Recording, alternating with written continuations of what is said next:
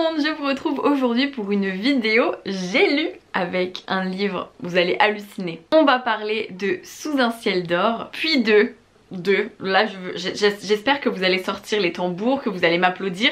J'ai lu La Passe Miroir, tome 1, Les fiancés de l'hiver.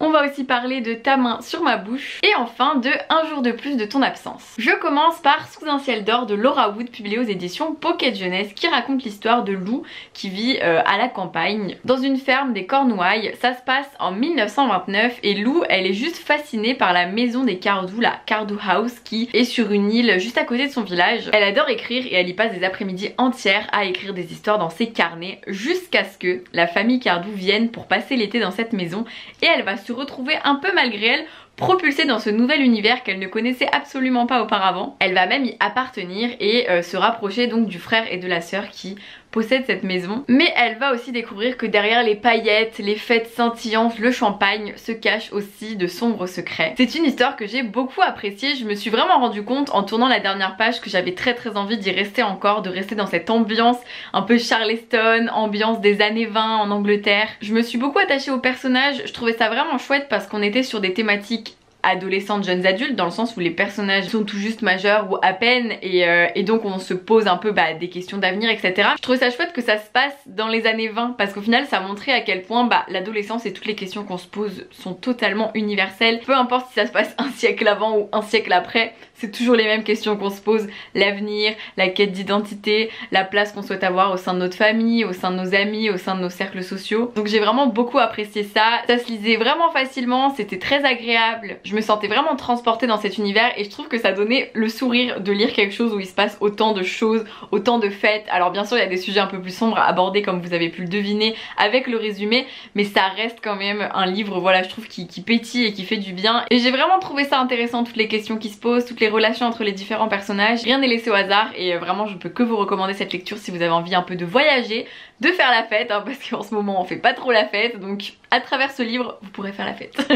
Puis j'ai lu, oh my god, oh mon dieu, j'ai lu La Passe Miroir, ça y est, vous vous souvenez, il était dans ma pile à lire d'hiver, donc j'étais un peu obligée de le lire, enfin pas vraiment, hein, mais je me suis dit, si je le mets dans ma pile à lire d'hiver et que je ne le lis pas à la fin de l'hiver, je vais me faire lyncher. Et vous auriez eu raison, vous auriez eu complètement raison, vous auriez dû me lyncher, hein, vraiment. Jusqu'au dernier moment j'ai hésité, puis vraiment voilà, 3 semaines avant la fin de l'hiver, je me suis dit bon, Audrey, tu te lances. Et vous attendez toutes et tous mon avis. C'est trop stressant, j'ai l'impression qu'on m'attend au tournant avec mon avis sur La Passe Miroir, mais je suis très contente parce que je l'ai déjà posté sur Instagram. Je poste tous mes avis sur Instagram, hein, si vous ne me suivez pas dessus, n'hésitez pas à y aller. Bien sûr c'est toujours moins développé qu'en vidéo parce qu'en vidéo je me permets voilà, de donner plus de détails, de dire plus de choses, mais si vous voulez des contenus plus instantanés, Instagram ça permet déjà d'abord de prendre la température sur mon avis sur le livre.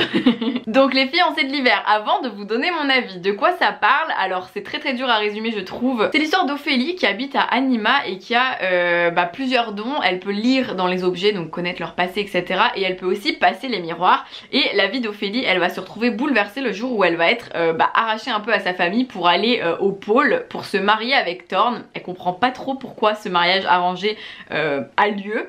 Surtout que Thorn ne lui témoigne pas énormément d'affection. Donc elle va essayer de comprendre pourquoi ce mariage a lieu, pourquoi est-ce qu'il a été organisé, et elle va découvrir aussi tous les sombres secrets du pôle, hein. Et c'est donc le premier tome d'une série en 4 tomes qui est nommée La Passe Miroir de Christelle Dabos et publiée aux éditions Gallimard. J'ai l'impression que 90% de Booktube, Bookstagram a lu La Passe Miroir, donc vraiment je me disais waouh, ça fait peur.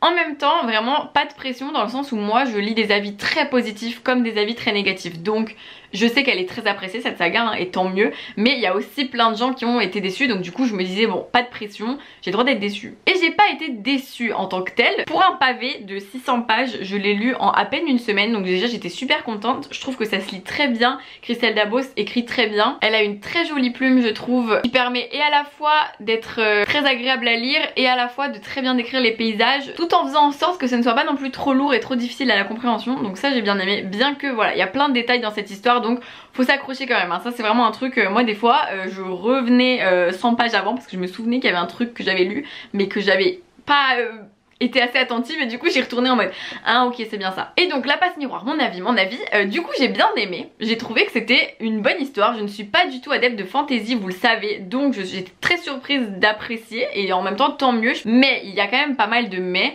c'est à dire que quand j'ai fini La Passe Miroir je me suis dit c'était bien, mais tout ça pour ça. Genre vraiment j'avais ce sentiment de pourquoi tout le monde en parle comme si c'était la 8e merveille du monde, alors que moi voilà je le finis, je trouve ça bien, sympathique, tout ça.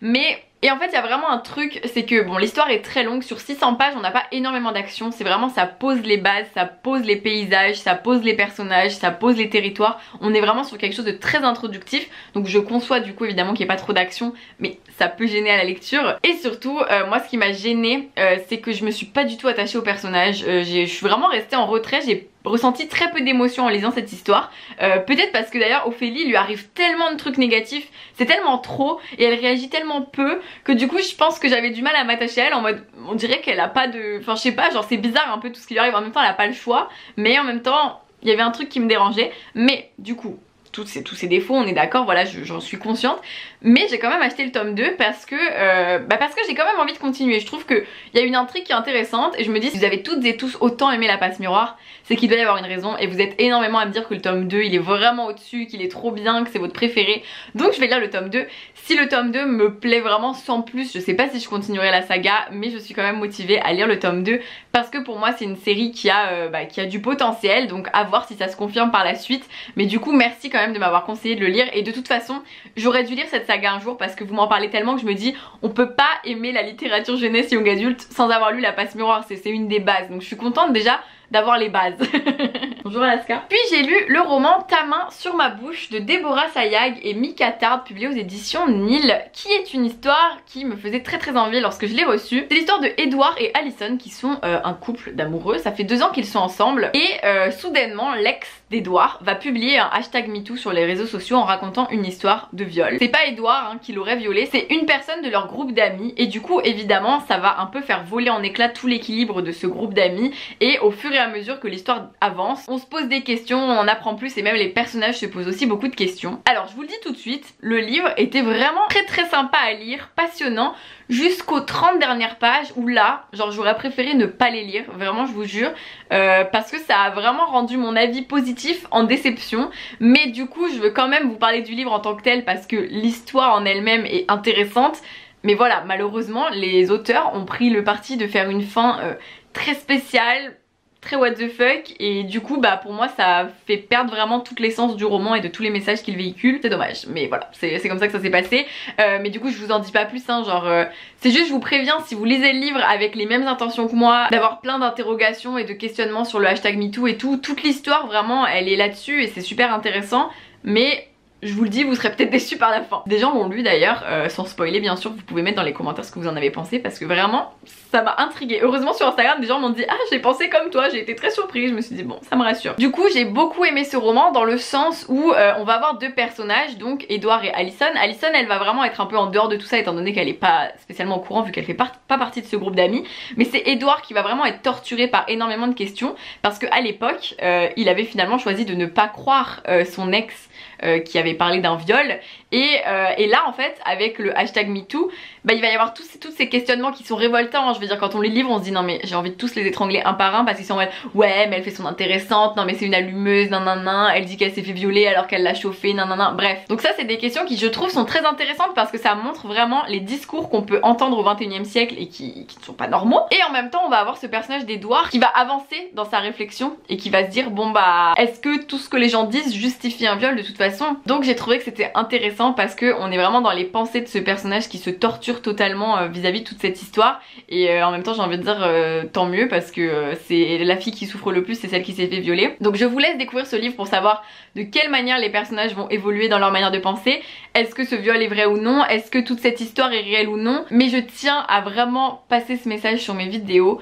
Lorsque quelqu'un porte plainte pour viol, croyez la victime au lieu de vouloir défendre le coupable. C'est quand même incroyable de vouloir défendre les coupables, de dire oui mais il y a des hommes, les pauvres, ça se trouve c'est une fille qui veut se venger, mais en fait on s'en bat les reins parce que sur 100 femmes qui vont porter plainte, déjà il y en a très peu où il va y avoir justice, tout simplement parce que c'est très compliqué que les condamnations arrivent jusqu'au bout, et ça se trouve il y en a une demi qui aura fait une plainte pour vengeance. Du coup vous, en ayant ce discours, vous décrédibilisez 99 femmes à cause d'une seule qui aurait fait une connerie, mais on s'en fout. Au lieu de vouloir vouloir justice contre tous ces hommes qui ont détruit les vies de femmes, vous allez juste penser au pauvre homme qui va avoir sa vie détruite. Mais en fait on s'en fiche de ce mec. Déjà c'est tellement rare que ça arrive, et surtout qu'est-ce qu'une femme a à y gagner à porter plainte contre un homme pour viol? Vous vous rendez compte de ce que c'est de porter plainte, déjà d'y aller, de déposer sa plainte, de tout le cheminement qu'il y a à faire ensuite, de toute la justice? C'est super long, enfin je veux dire personne n'a intérêt à porter plainte juste comme ça. Donc vraiment c'est un truc qui me remet hors de moi quand on défend